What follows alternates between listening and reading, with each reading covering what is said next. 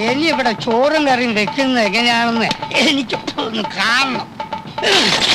ഭദ്രകാളി, സ്വന്തം ഭർത്താവ് പട്ടിണി കിടന്ന് ചാവണം അവന്റെ ആശ. അല്ലടി, നിന്നെ കൊന്നിട്ട് ഞാനും ചാവുള്ളൂ. അടി ഭദ്രകാളി, ഇറങ്ങി വാടി. എന്താടി നോക്കുന്നത്? കരുണം പോലീസും നീയും തമ്മിലുള്ള ഇടപാട് നാട്ടിൽ മുഴുവൻ പാട്ടായി നാറി കിടക്കുമ്പോഴാണ് ഞാൻ വന്നത്. പോലീസ് മുങ്ങിയപ്പോ ഒരുത്തരും കിട്ടിയില്ല നിന്നെ കെട്ടാൻ. ഞാൻ കെട്ടി. അതാണടി എന്റെ ആത്മാർത്ഥത. ആ എണ്ണ നിനക്കിപ്പം വരില്ല. എനിക്ക് മാത്രം ഇവിടെ ചോറില്ല. അല്ലടി, എന്താ കണ്ടൂടെ ചട്ടി? പഴയതിൽ ഇനി ഇതും കൂടി ബാക്കിയുള്ളൂ. ഇതും കൂടി ഒന്ന് ഉടച്ചു തന്നായിരുന്നെങ്കിൽ എനിക്ക് പോയി പുതിയത് വാങ്ങിക്കായിരുന്നു. പിന്നെ അത് ഉടച്ചു തുടങ്ങാം. ഉടക്കാനാ പറഞ്ഞത്. തൊട്ട് പോരു തന്നെ. ഈ കയ്യും വിട്ടു. കള്ളു കുടിക്കാൻ കാശ് വന്ന് ചോദിച്ചപ്പോ ഞാൻ പറഞ്ഞില്ലേ ഇത് അരി വാങ്ങിക്കാനുള്ള കാശാണ്, ഇത് തരില്ലെന്ന്. അപ്പ പറഞ്ഞ് എനിക്ക് ചോറ് വേണ്ട, കള്ളു മതിയെന്ന്. കള്ളു കുടിച്ചു കഴിഞ്ഞപ്പോ ചോറ് വേണമെന്ന്. ഇവിടെ ചോറില്ല, ഇല്ല, ഇല്ല.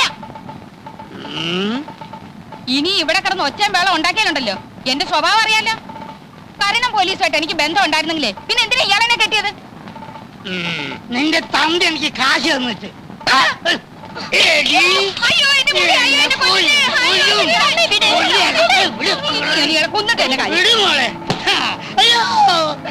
അവളെ വിടടി, എന്നെ കൊല്ലട്ടെ.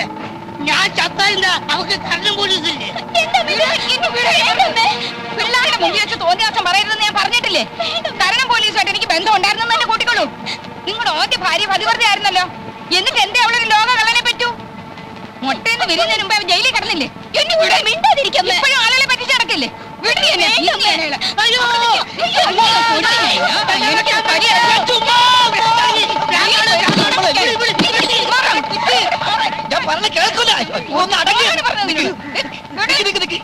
എത്ര കലം പൊട്ടിച്ചു പറ. എനിക്ക് ചോറ് തന്നില്ല. ചോറ് വേണ്ട, ആ അരിയുടെ കാശിന് കള്ളു മതി എന്ന് ചേട്ടൻ പറഞ്ഞാണ്. അതന്നെയല്ലേ സംഭവം. ഇന്നെങ്കിലും വല്ല പുതുമ ഉണ്ടാവുമെന്ന് ഞാൻ വിചാരിച്ചു. ഉണ്ടായില്ല. കലത്തിന്റെ കാശ് വേണം, അത്രയേ ഉള്ളൂ. ഞാൻ തന്നേക്കാം. അയ്യോ, പ്രശ്നം തീർന്നല്ലോ.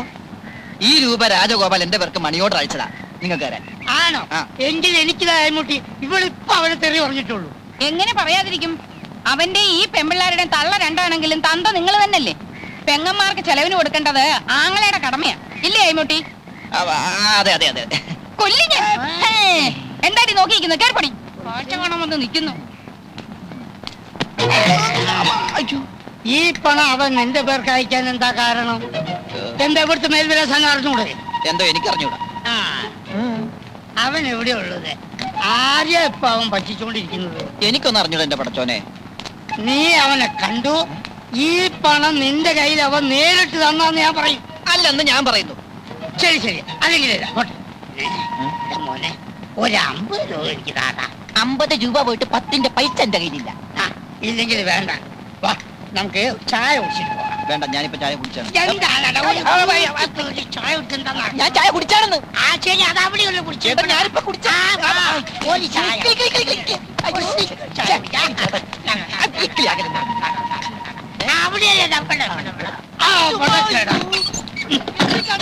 അതെ, വാതിലടിച്ച് കുറ്റിയിട്ടതാ.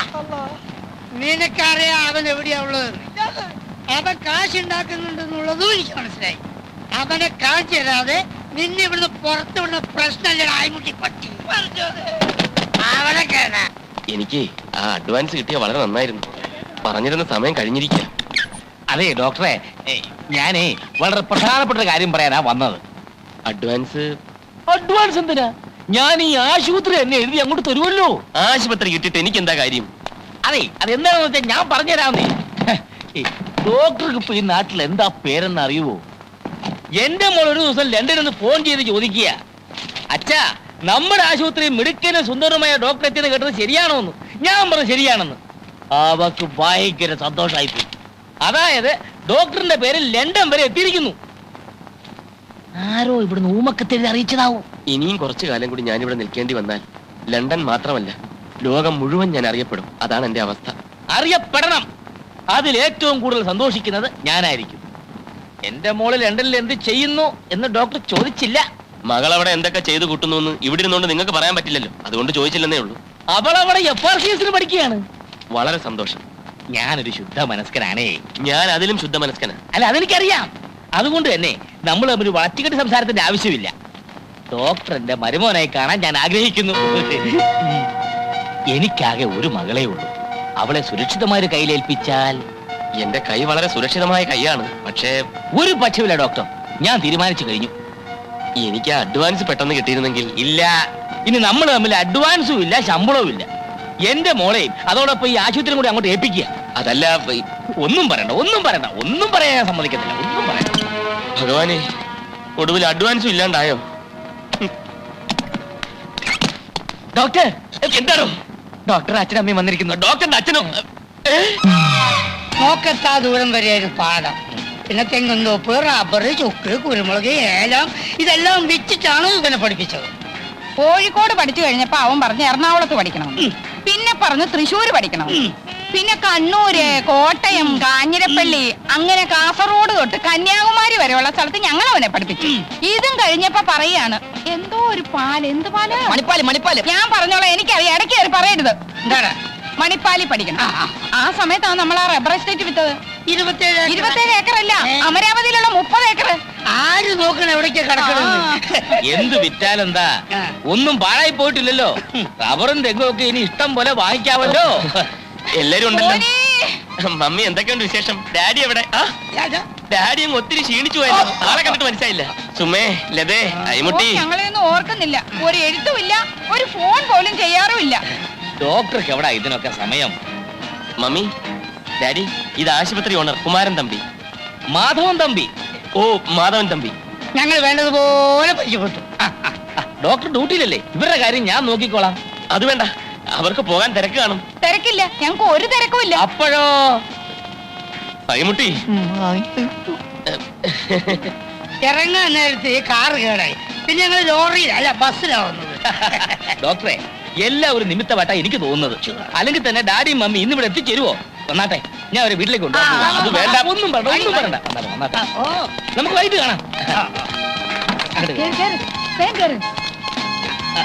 ഞാൻ പറഞ്ഞു. ചേച്ചി, മക്കളെ കയറി. മോനെ, നീ വേഗം വരണേ. ഓ, ഓക്കേ, സാർ. എന്നെ പിടിച്ചൊരു മുറിക്കകത്തിട്ട് പൂട്ടി. കഞ്ഞിവെള്ളം പോലും തന്നില്ല. ഒടുക്കം അലക്കമ്പരിൽ നിന്ന് വാടക കൂടെ തുണി ഒപ്പിച്ചു. എനിക്ക് വേറെ നിവൃത്തി ഉണ്ടായില്ല രാജഗോപാല. സാരമില്ല, ഇന്നുകൊണ്ടെല്ലാം തീരുമല്ലോ.